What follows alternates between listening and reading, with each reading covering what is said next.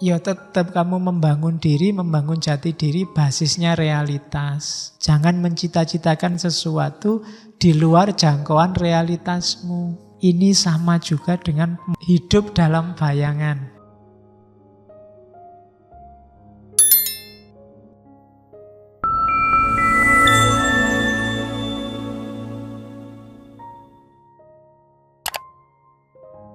Oke, bismillah. Assalamualaikum warahmatullahi wabarakatuh.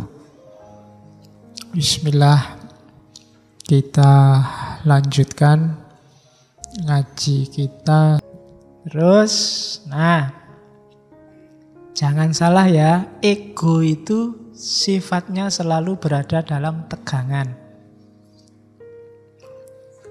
Ya tegangan bukan berarti selalu tegang gitu. Jadi maksudnya apa? Ego itu selalu dialektis, selalu ditantang oleh realitas sekelilingnya. Dia selalu ditantang oleh lingkungannya. Maka selalu intention. Dia selalu, mauku ini penyabar, tapi ini teman satu ini kok disabar-sabari gini terus ya. Intention. Maunya sih aksinya damai, tapi ini provokator, ini kok kayak gini, kurang ajar ini ya. Tegangan itu namanya intention. Ketika kamu ingin membangun dirimu sebagai apa, lingkungan sekelilingmu itu jadi antitesisnya, dialektikanya. Ayo gimana kalau begitu? Maunya kamu rajin sholat malam, tapi begitu mau sholat kok siaran langsung sepak bola. Mana ini yang didahulukan? Ini kan intention, tegangan. Saya mau rajin belajar Pak, tapi temanmu sekamar ini ngejak ngobrol, gitaran, ngejak. Piye toh ya, gimana cara? Ini intention, sifatnya selalu begitu. Kuncinya ada di keteguhan dirimu. Ayo, gimana menghadapi itu? Pinginnya sih jadi mahasiswa yang rajin nulis, tapi begitu pegang laptop, pegang HP, kok yang dibuka lagi-lagi Facebook, WA, game. Kalau enggak gitu, gimana ya caranya? Itu intention. Sudah merancang-rancang, pokoknya satu hari satu tulisan. Tapi begitu megang laptop, ini mulainya gimana? Besok aja enggak ada bahannya, enggak jadi nulis. Ya kan? Itu namanya intention. Egomu ditantang terus oleh kenyataan sekelilingmu. Pokoknya Pak, saya targetnya pacaran itu setelah lulus kuliah. Kok dilalah ini ada yang nembak. Ya kan, bagus lagi yang nembak. Waduh, gimana ya, sudah ditekati pacaran nanti, tapi eman-eman ini kalau ditolak. Itu namanya intention. Jadi jangan salah, ya ndak santai-santai ketika tadi kamu matok kreativitas berdasarkan kebebasanmu, kamu ingin jadi apa. Karena kamu akan berhadapan dengan lingkungan yang dinamis, yang berubah terus. Saya pinginnya jadi sufi Pak. Biasanya kan sufi yang diincer karomahnya Pak. Saya bisa jalan di atas air, bisa Jumatan ning Mekah, kan cita-citamu itu. Ya. Jadi cuma ya pingin puasa terus-terusan Pak. Itu kan begitu kamu puasa temanmu makan yuk tak traktir. Oh itu cobaan luar biasa itu. Jadi wis niat poso malah ditraktir makan. Kan sering kayak gitu. Itu namanya tegangan. Jadi ego kita itu selalu intention. Selalu dalam kondisi tegang. Santai-santai pingin maju, tiba-tiba ada halangannya. Kan itu langsung tegang kamu. Waduh gimana ini. Selalu begitu. Oke, jadi karakternya itu. Karakter selanjutnya, ego itu karakternya selalu bebas. Di depan sudah banyak dijelaskan, cuma perhatikan bahwa ada ego itu yang ketika ada halangan tadi, ada tegangan tadi, dia punya karakter syawal. Syawal itu bukan satu Idul Fitri, Tapi Syawal itu artinya manut, ikut saja dengan lingkungan. Kalau bahasanya Heidegger namanya Dasman. Manusia yang tidak otentik. Dirimu sendiri hilang. Kamu tenggelam dalam kerumunan.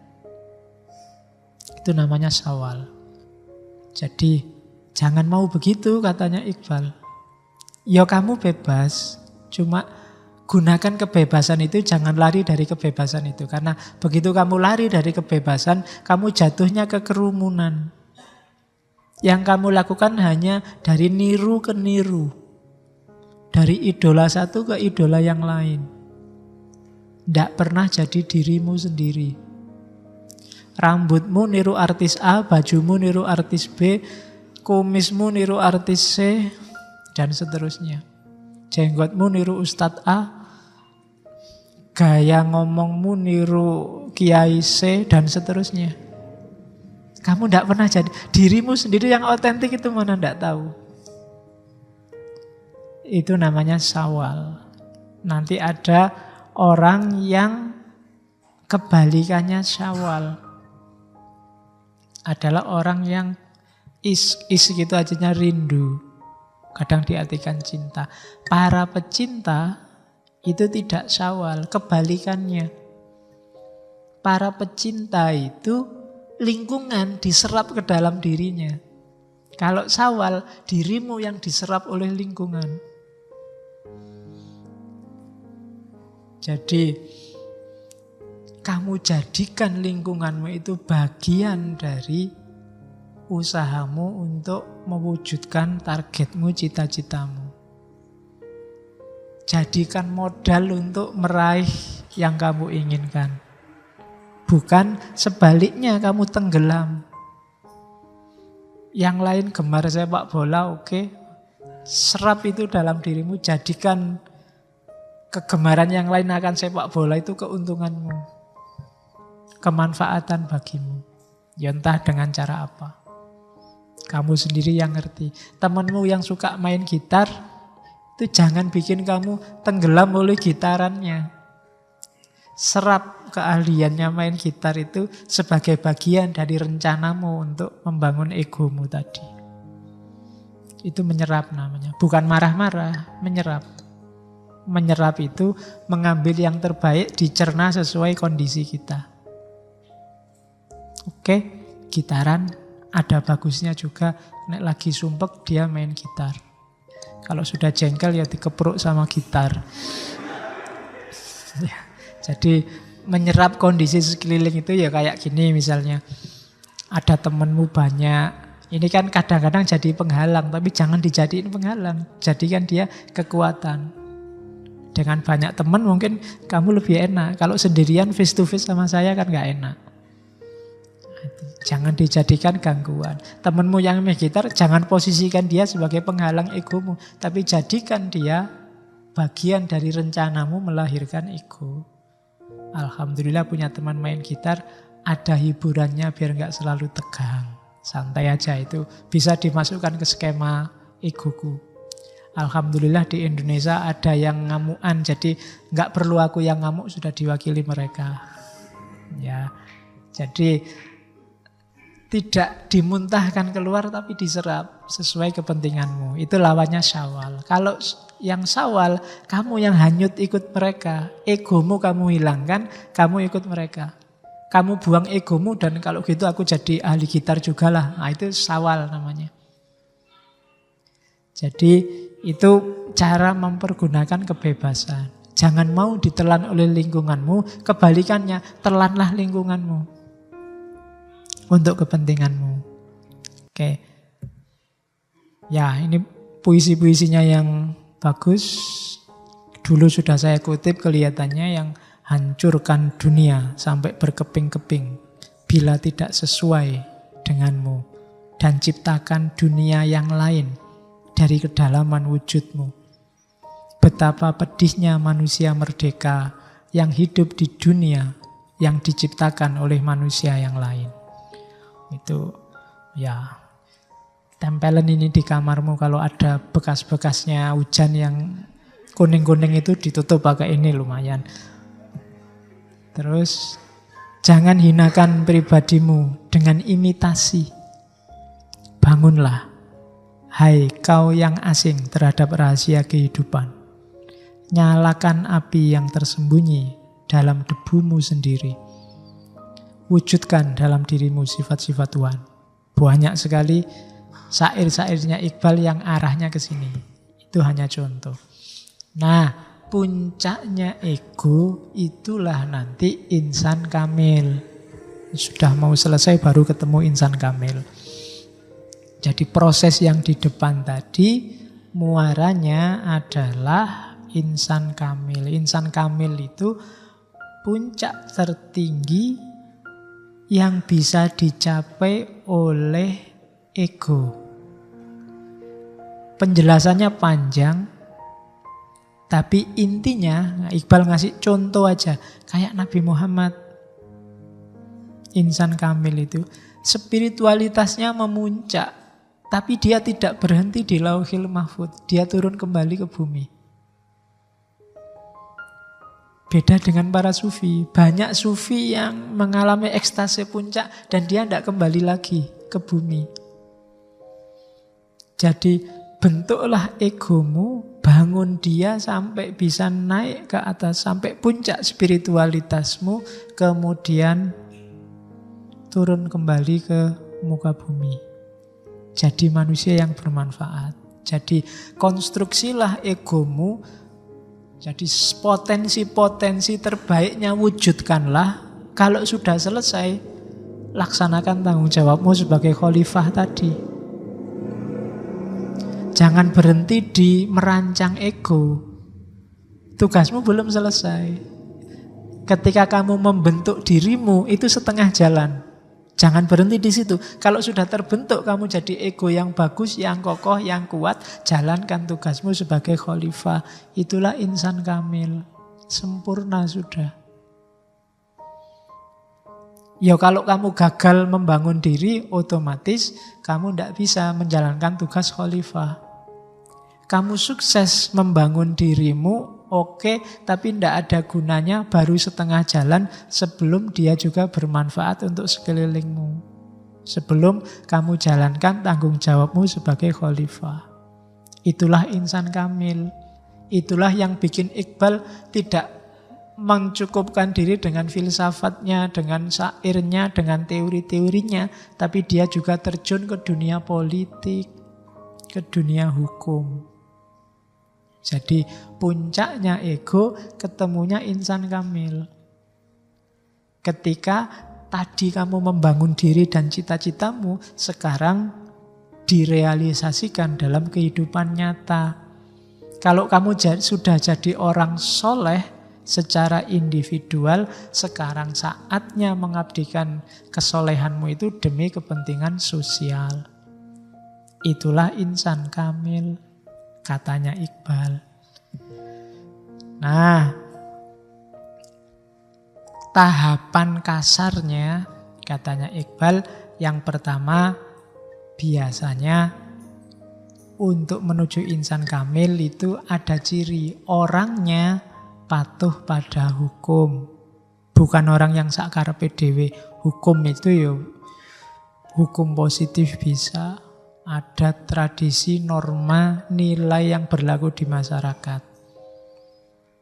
Yang kedua, orang yang menguasai egonya itu biasanya orang yang kontrol dirinya bagus. Orang yang tidak bisa ngontrol dirinya pasti belum insan kamil. Yang ngomong dulu sebelum dipikir. Apalagi mukul dulu sebelum dipikir. Insan kamil itu kontrol dirinya bagus. Ngomong sesuatu, melakukan sesuatu, setelah dia yakin apa yang akan dilakukan, apa yang diomongkan itu pas dan benar. Itu cirinya insan kamil. Dan yang ketiga, orang yang punya tanggung jawab khilafah. Tanggung jawab atas kehidupan di muka bumi ini. Jadi insan kamil itu tidak hidup sesuka hatinya. dia patuh pada norma dan nilai yang disepakati bersama. Yang kedua, dia mampu mengontrol dirinya. Yang ketiga, dia punya komitmen terhadap tugas kekhalifahan. Itu ciri yang bisa dilihat dari seorang insan kamil. Jadi obedience of law, self-control, dan divine vigilancy. Patuh pada hukum, bisa mengontrol diri, dan kepewakilan Tuhan di muka bumi. Itu cirinya insan kamil. Oke. Terus di bukunya, di banyak syairnya, katanya Iqbal ada hal-hal yang memperkuat ego. Kalau ingin egomu kuat, yang pertama modus hidupmu adalah modus cinta. Ini penjelasannya panjang dan dalam. Wis kamu ngerti, rasakan sendiri ya apa itu cinta. Kalau tak jelaskan sesarang panjang. Kamu sudah ngalami itu, kamu sudah ngerti itu, mungkin prakteknya sebagian belum. Tapi hiduplah dengan modus cinta. Lawannya modus cinta itu hidup dengan modus pamrih. Apapun pamrihnya. Bahasa agamanya tidak ikhlas. Itu lawannya, modusnya pasti bukan cinta. Ada pamrihnya. Yang kedua, fakir.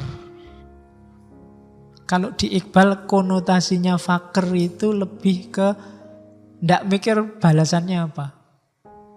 Lakukan kebaikan yang kamu yakini baik, ndak usah mikir kalau ini tak lakukan aku dapat apa.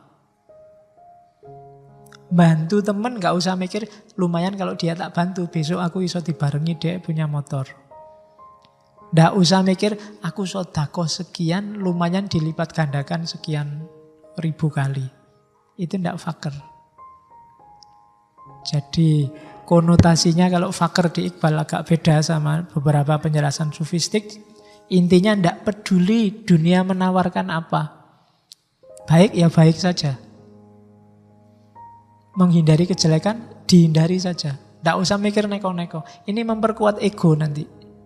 Kamu semakin kokoh. Tapi semakin kamu ndak fakir, semakin kamu ngitung-ngitung keuntungan, egomu semakin lemah. Karena dia ndak bisa mandiri. Yang dipikir balasan. Yang ketiga, egomu kuat kalau kamu berani. Orang egonya ndak bisa kuat, jati dirinya nggak bisa kokoh kalau penakut. Selama kamu masih takut ini, takut itu, khawatir ini, khawatir itu, kamu ndak akan kokoh jati dirimu. Jadi perhatikan, berani itu tengah-tengah antara nekat dan pengecut, penakut. Itu berani. Ya, berani tapi jangan nekat. Ndak iso nyetir mobil, berani pak saya. Itu namanya nekat. Latihan dulu. Ya ndak apa-apa sih kalau kamu yang bonyok. Kalau orang lainnya nggak ngerti apa-apa lah kasihan. Jadi jangan nekat, tapi berani. Saya berani pak, tak latihan dulu. Itu baru keberanian. Bukan nekat. Oke, ndak pernah latihan perang, ndak pernah pegang senjata. Saya mau membantu saudara-saudara saya di Timur Tengah. Itu nekat namanya. Bunuh diri itu namanya. Ya kalau mau ya latihannya dulu. Baru ke sana. Kalau ndak ditangkap Densus. Ya. Itu namanya berani. Pakai perhitungan. Toleran. Semakin pandanganmu sempit, semakin kamu tidak toleran, semakin egomu tidak kokoh. Kenapa? Karena kamu akan selalu digelisahkan oleh yang lain. Kalau kehadiran, orang tidak toleran itu kan berarti apa? Kehadiran yang lain mengganggu dia. Ini susah, kamu mandiri, susah kamu kokoh. Karena hidupmu mesti gelisah terus. Selama masih ada orang kafir, masih ada orang Kristen, masih ada Cina, hidupmu gelisah. Mereka semua bagimu mengganggu. Itu lawannya toleran. Jadi dirimu tidak bisa kokoh. Hidupmu dalam kondisi gelisah. Kemudian bahasanya Iqbal, kasbi halal. Nyari yang halal-halal. Yang tidak jelas, yang subhat, itu bikin gelisah. Apa saja, tidak cuma rezeki. Pacar juga yang halal. Pacarnya temennya disikat kan tidak halal. Ya, tidak boleh. Oke, jadi yo apa-apa. Kalau yang halal itu kan tenang. Ya kayak kucing itu loh. Kucing itu kalau kamu kasih makan, dia makannya tenang. Tapi kalau dia nyuri makanan, dia mesti tidak tenang, tolah-tolah. Khawatir yang punya lihat. Nah, cari yang halal biar tenang. Oke, kasbi halal. Ya kalau pacaran itu halal, ya kawin aja. Nikah aja. Nek kawin aja kamu nanti nekat. Nikah dulu baru kawin. Terus termasuk yang memperkuat ego, lakukan aktivitas kreatif original. Itu biasanya kamu semakin kokoh. Semakin kamu punya karya, semakin kamu mantap. Coba aja kalau tidak percaya. Meskipun karyamu ditolak di majalah mana-mana, di koran mana-mana, tapi kamu punya karya itu lebih mantap hidupmu. Lebih tenang. Yo ditolak, dikirim ke yang lain. Ditolak lagi, dikirim lagi ke yang lain. Lama-lama lah redaksi ini bosen-bosen dewe. Ya. Oke, terus yang melemahkan kebalikannya. Ketakutan bikin kita lemah. Ketergantungan dengan apapun. Ketergantungan itu berarti ada di luar diri kita yang kita izinkan mengganggu, merusuhi, mengatur hidup kita. Itu ketergantungan. Bahkan hadirnya yang lain tadi, yang bikin kita gelisah itu namanya ketergantungan.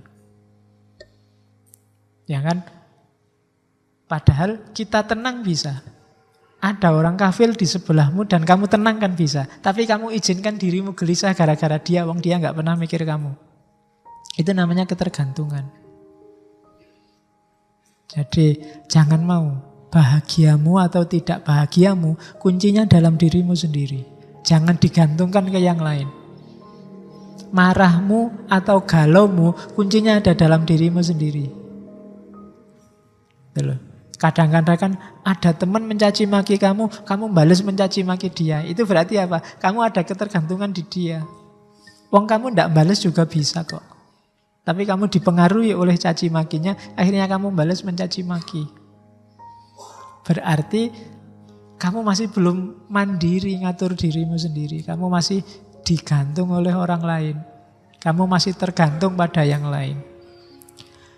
Yang ketiga perbudakan, jelas. Unsur ahoka dzaliman au madzaluman. Yang memperbudak atau yang diperbudak itu egonya lemah. Pasti. Dia tidak bisa sendiri jadi dirinya. Yang memperbudak, dia butuh yang lain untuk ditindas baru eksis. Yang diperbudak, apalagi dia tidak bisa menampilkan dirinya sendiri. Kalau kamu baru merasa dirimu hebat dan sukses dengan cara mengalahkan orang lain, itu sebenarnya kamu lemah. Kamu butuh yang lain untuk sukses. Khudi yang sejati, itu dia tidak butuh itu. Dirinya sendiri bisa besar dan tinggi, tanpa harus merendahkan, mengalahkan yang lain. Kalau bahasa Jawanya menang tanpa ngasorake. Itu khudi yang kuat.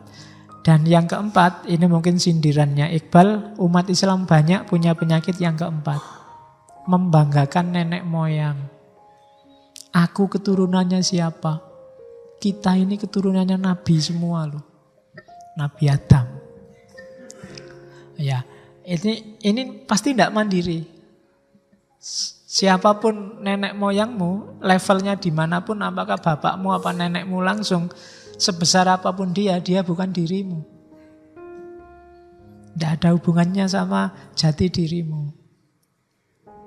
Jangan menepuk dadanya mereka, tepuklah dadamu sendiri. Jangan nepuk dadanya yang lain, apalagi lawan jenis. Ya, nanti kamu dimarahi. Ya, nepuk dadamu sendiri tidak apa-apa. Oke, masyarakat ideal. Katanya Iqbal, untuk mensukseskan program kita membangun jati diri, membangun hudi, memang diperlukan kondisi sosial yang kondusif, yang bisa mendukung. Paling tidak, cirinya situasi sosial yang mendukung itu, katanya Iqbal, minimal. Yang pertama apa? Masyarakat yang tidak materialistis. Masyarakat yang punya ideal. Masyarakat yang tidak hanya mikir kebutuhan perutnya saja. Jadi masyarakat yang punya cita-cita. Kalau masyarakat tidak punya itu, tidak punya haluan, tidak punya idealitas, susah dia membantu kamu mewujudkan egomu. Jadi kalau itu negara, ya negara yang punya idealisme. Bukan negara yang pragmatis. Yang menghalalkan segala cara asal kebutuhan materi, kebutuhan perutnya terpenuhi. Kalau negara atau provinsi atau kabupaten atau RT-mu pakai logika itu, maka kamu akan susah mewujudkan ideal-ideal egomu. Jadi ciri yang pertama itu. Ciri yang kedua, leadernya harus inspiring. Pemimpin menentukan. Bukan leader yang tiap hari dikte kamu. Bukan leader apalagi yang sebaliknya, yang cuek pada dirimu. Tapi perilakunya, kata-katanya, kebijakannya memacu kreativitasmu. Itu berarti dia inspiring. Jadi situasi sosial, kondisi sosial yang dipimpin oleh seorang inspiring leader. Termasuk yang minggu lalu, charismatic leader. Itu penting untuk membantumu mewujudkan, merealisasikan idealisme egomu. Yang ketiga, punya tatanan yang jelas, kode moral dan hukumnya jelas. Kalau negara, aturan dan normanya nggak jelas, kamu akan sulit. Kreatif susah, punya gagasan, cita-cita susah. Menurutmu benar tiba-tiba disalahkan. Menurutmu sudah lurus ternyata kok ya salah. Kenapa? Karena aturannya nggak jelas. Oke, itu yang ketiga. Yang keempat, ya punya ideal bersama. Masyarakat ini punya cita-cita bareng. Mari kita bentuk masyarakat yang saling menghargai. Ya, ini namanya cita-cita bersama. Kalau ininya nggak ada, masing-masing anggota punya cita-cita sendiri, ya kamu akan susah membangun jati diri, mewujudkan dirimu seperti apa. Selanjutnya, masyarakat yang bisa menaklukkan SDA dan SDM. Modal sosial dan modal materialnya. Kalau masyarakatnya masih, nama ndak bisa menaklukkan itu kan masih bodoh, ndak pinter. Modalnya apa tapi dibohongi orang terus. Sumber dayanya luar biasa tapi dikadali terus sama orang lain. Ini susah kamu mewujudkan idealismemu. Atau SDM, banyak orang pinternya tapi yang dipakai malah yang bodoh-bodoh. Nah ini berarti tidak bisa mengelola sumber daya. Juga susah mewujudkan egomu. Dan yang terakhir, masyarakat yang aman dan melindungi.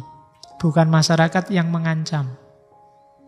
Selama ada potensi masyarakat yang mengancam, kamu susah membangun jati dirimu. Makanya Nabi wanti-wanti, saya bilang minggu lalu, al-muslimu itu man salimal muslimuna min lisanihi wa yadihi. Kalau pakai prinsip ini, nanti struktur masyarakatnya struktur masyarakat yang melindungi, aman. Kamu tidak merasa terancam, baik dari kata-katanya atau dari perbuatannya. Tapi kalau struktur masyarakatnya mengancam, ya kamu sendiri tidak tenang. Jangankan membangun idealisme, nyari selamat aja kamu bingung. Tidak bisa. Jadi katanya Iqbal, harus ada pendukung masyarakat yang ideal. Jadi kalau besok kamu jadi pemimpin, kondisikan situasi sosial semacam ini, nanti dari masyarakat yang semacam ini akan lahir banyak insan kamil, akan lahir banyak tokoh. Kalau merasa Indonesia hari ini krisis tokoh, kemungkinan besar memang struktur sosial kita tidak mendukung itu. Jadi itu ciri-cirinya. Nah, terakhir Iqbal bilang, perhatikan dua kondisi sosial yang menunjukkan ketidakpedulian terhadap nasib ego. Yang pertama apa? Hidup dalam bayangan.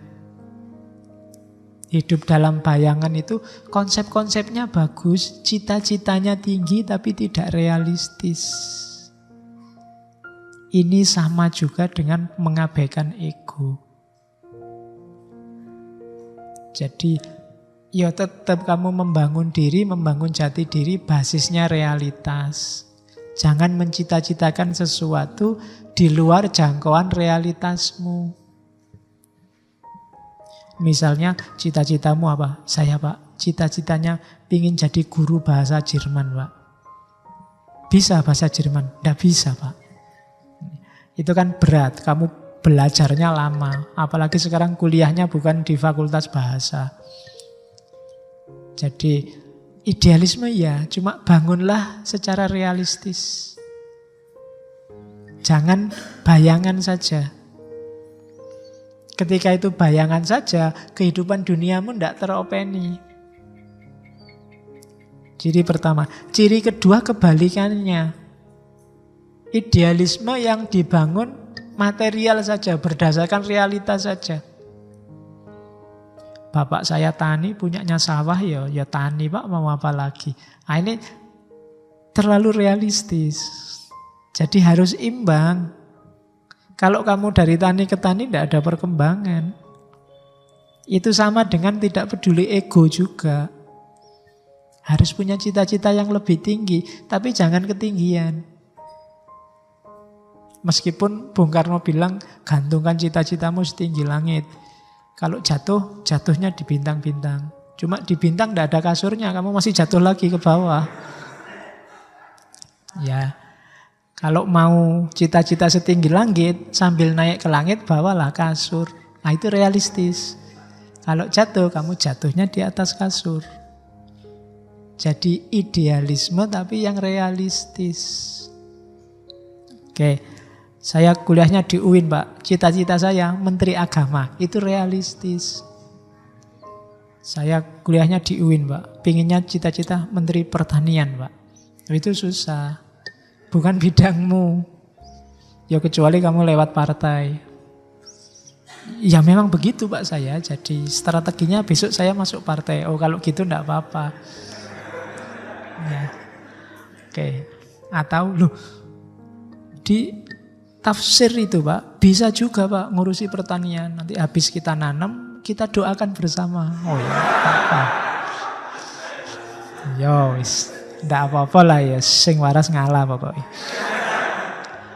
Oke, jadi ya jangan sampai kita tidak peduli pada ego. Tidak peduli ego berarti cita-cita yang tidak realistis atau terlalu realistis sehingga tidak ada progres, tidak ada evolusi ke arah yang lebih baik. Itu trouble pasti. Oke. Terakhir, itu kalimatnya Iqbal, sengaja saya kutip. Ini kayak Ronggo Warsito, dia salah satu yang bisa meramal akhir hidupnya. Jadi sebelum dia meninggal, dia punya 2 puisi. Yang pertama itu, melodi perpisahan, mungkin menggema, mungkin juga tidak. Angin barat mungkin berhembus poi, mungkin juga tidak lagi. Hari-hari sang fakir ini menjelang akhirnya. Pujangga yang lain akan tiba, tapi mungkin juga tidak. Ada puisinya yang lain. Bahkan saat aku pergi dari dunia, setiap orang akan berkata, aku mengenalnya. Kebenarannya adalah mereka tidak tahu apa-apa. Siapa orang asing ini, apa yang ia katakan, dan kapan ia datang. Ini puisi-puisi terakhirnya Iqbal sebelum dia nanti meninggal. Dan kalimat yang saya suka dari Iqbal adalah potongan puisinya. Aku ragu akan diriku, namun cinta berkata, aku ada. Itu sama dengan kalau pakai idiomnya Descartes, aku mencintai maka aku ada. Bukan aku berpikir. Kalau cuma mikir, secara eksistensial kamu bisa ada, bisa enggak. Tapi kalau kamu mencintai, kamu pasti ada. Karena kamu sedang merealisasikan dirimu dalam wadah paling agung yang namanya cinta. Jadi jargonnya Iqbal kalau pakai nama lain, aku mencintai maka aku ada. Oke, alhamdulillah insan kamilnya Iqbal sudah. Minggu lalu saya bilang ini semacam mengislamkan Superman-nya Nietzsche. Kalau Nietzsche kemarin kan tidak ada bau-bau Islamnya sama sekali, tapi di Iqbal kelihatan di titik-titik mana Islam dan ajarannya masuk. Ada khilafah, ada spiritualitas, ada tadi menaikkan potensi diri sampai puncak spiritual dan seterusnya. Di titik-titik itu dia berbeda dengan Nietzsche. Oke, minggu depan kita ngomong gaya yang lain lagi tentang manusia istimewa. Kita ketemu intelektualisme, kita ketemu rausan fikirnya Syariati. Setelah itu minggu terakhir November kita tutup dengan insan kamilnya Ibnu Arabi. Oke, saya akhiri sekian, kurang lebihnya mohon maaf. Wallahul muwafiq, wallahu a'lam bissawab. Wassalamualaikum warahmatullahi wabarakatuh.